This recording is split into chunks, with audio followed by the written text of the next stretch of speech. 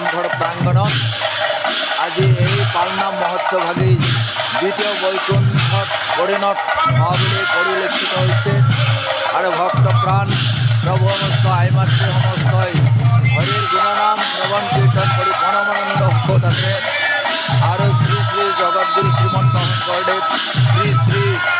মাধৱদেৱ গুৰু এই দুজনাৰ শ্ৰী চৰণত সেৱা জনাইছোঁ আৰু এই হৰিনাম যাতে কলি যুগৰ তাপিত লোকৰ মুক্তি হয় এইখিনিকে কামনাৰে ভক্ত বৈষ্ণৱৰ শ্ৰী চৰণত হৰিৰ শ্ৰী চৰণত সেৱা ধৰিছে কৃষ্ণ মাধৱক